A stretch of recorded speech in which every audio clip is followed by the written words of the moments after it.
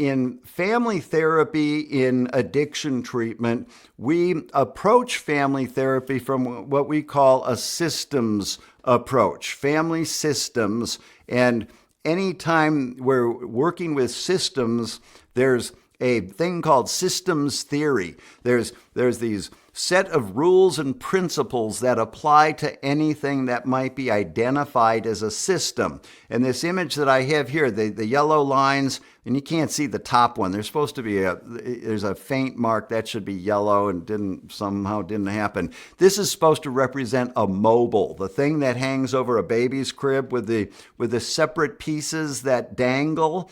And the reason that a mobile is so effective for illustrating the principles of systems theory is because one of the most inherent principles is the fact that you can't push one of those pieces on the mobile without all the rest of the pieces moving themselves. And so one of the first laws of systems theory is the big word there, homeostasis. That's an innate tendency to maintain balance. A system has this unconscious energy, in families we're going to call it like this unspoken rule, this unconscious awareness. We have to maintain the balance. The body is a system of parts, a bunch of separate parts that are all interconnected somehow. And if I injure my foot, I'll walk with a limp, and I adjust myself without even thinking of it.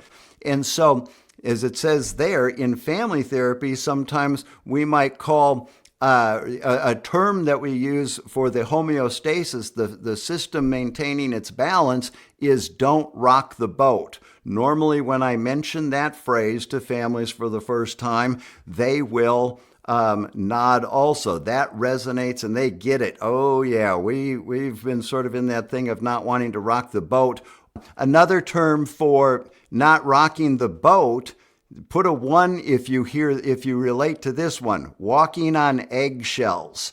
That's a common dynamic in the family when we are revolving around them, and we have a tendency to walk on eggshells. But that's the homeostasis taking place, an unconscious agreement, so that we're going to maintain balance. So let's take a look at what goes on. When a person develops an addiction, they change their behaviors dramatically. But it happens over time, but they move from one position to another position. And as that happens, if I lift up on one of the pieces of the mobile, look at this.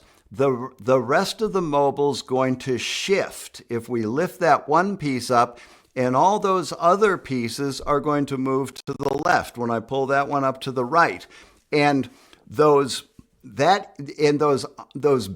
arms of those family members' pieces, those would be adopted behaviors or attitudes that the family takes on to help maintain the balance. And so that's where we get into enabling behaviors. The reason that we enable is because unconsciously we're trying to maintain the balance. And again, how many can relate to that? We don't want to rock the boat. And so sometimes we tend to allow things that we might know are ill-advised. And I have a worksheet in Rehab Works that families fill out, and it says, give examples of times you allowed an ill-advised situation to occur. And then it says, why did you do that? And you can give the details about what was going on in that situation and why you decided to let that happen or go with something that you knew wasn't a good thing. But then the third question is, how did that compromise your values or create a potential harmful situation? And that lots of times is sort of a gut punch for family members to have to take a look at when it says, how did it compromise my values? And again, it goes back to because we're maintaining the balance in the system. And so, every family member Usually, we sort of over the years in treatment, we've identified what we call family roles. There's sort of categories that we lump, common characteristics. Some people, they call the chief enabler. That's the person who is really enmeshed and focused and trying to help the client, the identified problem, focused on that, but they never seem to effectively do that. But the reason they don't effectively do that is because unconsciously they're following the rule of don't rock the boat. But then there's others. Some people are enmeshed, some people detach and remain rigidly detached, and sometimes that can end up being in a shaming way. There's usually one person in the family who adopts a role of, I'm going to provide self-esteem for this family, and I'm going to be an overachiever, and I'm going to be the person everybody in the family can count on, so to take the focus off the problem that's going on with the substance use. And they're very responsible, and they take care of everything. We use that term, the family hero. That's a common set of behaviors that they don't realize that that's really what's going on. And so it's important for family members to recognize. That's where this family recovery is going to come into play, is looking at what are those behaviors, attitudes, feelings that I have adopted that when I really put it to the test, is this somehow, contributing to keeping the system in that place. Now, let's say what happens if a loved one goes through treatment and they are successful and they come out of treatment. It's not an overstatement to say they make a 180-degree shift. They are a really different person when they come out of treatment and it's been successful. They're talking about feelings, they're being consistent, they're being less selfish and more, thoughtful of others, that kind of stuff. That's really different behavior than before they went in. Here's a real key. Look at that. If the family stays rigidly locked in that skewed position that we went into treatment in, think about the pressure that would create on pulling that first piece back into its original setting, the dysfunctional setting.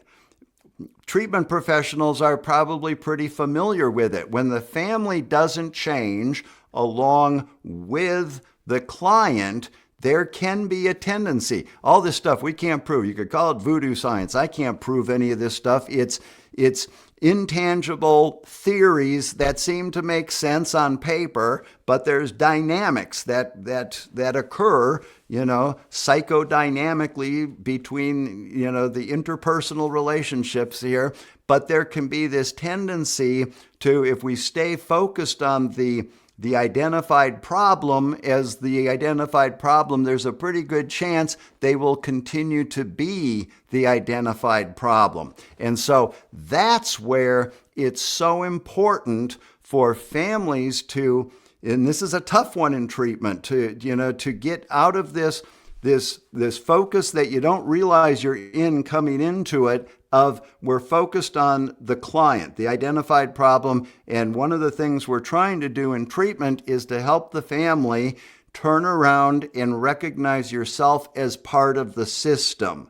And so again, that's another place where that term recovery is going to come in. Your own recovery is looking at, I like this mobile model, because those arms on the mobile, if you just focus on those, what have your behaviors been that have contributed to this skewed system? And so what do you need to do? What can you do to focus on, changing your position? And then one more thing, I don't have a slide for this. I keep telling myself I'm going to make a new slide for this. I need to show one more slide, and that would be turning the mobile the other way. Let's say that the client doesn't get with the program through treatment and they don't change and they stay rigidly locked in the unhealthy position. Does that mean that the family just gives up and all this stuff makes sense while the patient's got a good attitude about this and we're willing to do this as long as the patient's willing to do that? Sometimes families treatment didn't work. They didn't drink the Kool-Aid and they're not budging on recovery. So I guess we don't try that anymore. And technically that doesn't make sense. Right? It makes sense when the client is participating willingly.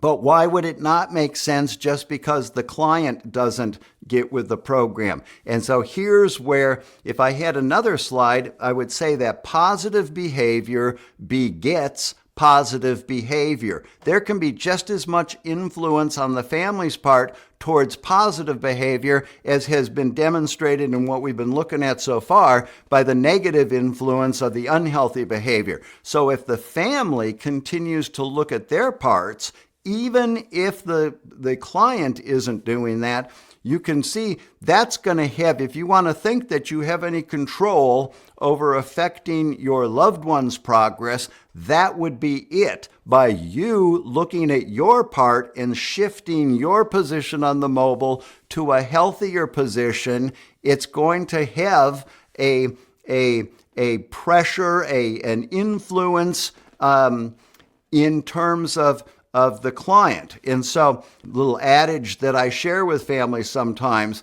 that sort of refers to this. If a tree is dying because it's planted in poison soil and you remove it and you take it to a greenhouse, a nursery, and nurse it back to life, one would be a fool to return it to the poison soil. I share that with families as sort of a shot across the bow as, you know what, if we really want to get successful in this recovery stuff, it would behoove you to consider this idea of the family looking at their own part in this.